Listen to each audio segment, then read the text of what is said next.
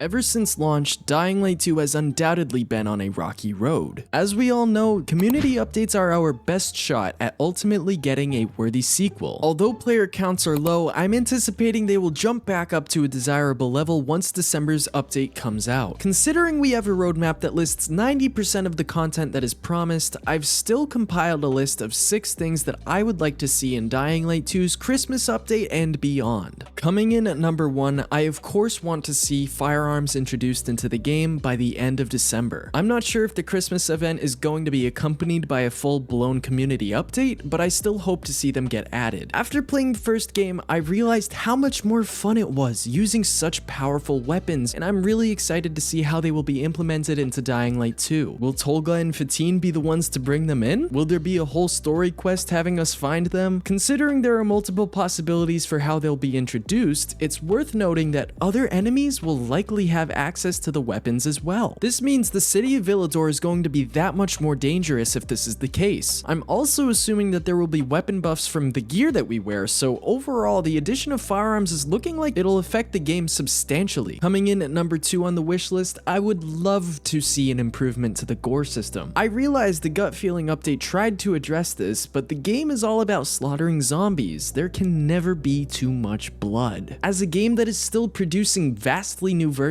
of itself every few months, I don't think it's too far-fetched to get an even more brutal update to the ways that we can pick apart our enemies. More specifically though, I would like to see better blood pooling around dismembered limbs. As we can see here, there is blood pouring out, but it's not actually coming into contact with the surface that it falls on. Instead, it simply clips through the ground and falls into nowhere. I know this is an odd detail to request due to its violent nature, but come on, it's a zombie game. My third wish is for a proper fix for the god-awful viral leaping. The incessant use of this leap has caused me to grow some gray hairs at the ripe age of 18. I'm doing a fresh save on Dying Light 1 playing on nightmare mode, and the virals are hard enough even without them constantly leaping and taking control away from me. The difference between the two games' virals are that the first were actually scary. The sequels are just straight up annoying. I first posted about this problem on my TikTok in August, and it's almost 2024 and the problem still exists. Not only with the frequency of it, but the physics too. The volatiles fly away when they miss their leap, which is a good thing, but the virals still manage to defy physics and remain close to the player. This problem has been in the game forever. I'm sure the rest of the community is sick of it too. A pretty quick improvement I would like to see is the addition of flashlight inertia. Basically, this would make the game more immersive as the flashlight won't instantly point wherever our character is looking. Instead, it will take a short amount of time to adjust to our new point of view, giving the effect of true movement. This would be a revolutionary change that we've never seen before, especially not from the first game. Last but not least, the most difficult request that I have for Dying Light 2 is an AI rework across the board. A small, unintentional detail is when you land near previously unaware zombies, you can see them immediately snap into awareness mode. I cannot stress enough how much this breaks immersion as we get to see the game's gears turning. In the first game, it is handled very smoothly. It's as if they really are mindlessly working on instinct and not on poorly written code. Small details like this make such a big difference when it comes to immersion. I could probably make a list of 100 things that I would like to see changed or added in Dying Light 2. At the end of the day, this game's fate is entirely in the hands of the developer. We can all do our part by making recommendations to them to help create the best game that they can. Even if none of these things get added, I am still really looking forward to what we get in this month's Christmas update. Since Christmas is around the corner, put your Dying Light 2 wish lists down below in the comments. And if you liked this video, please like and subscribe, it helps a lot.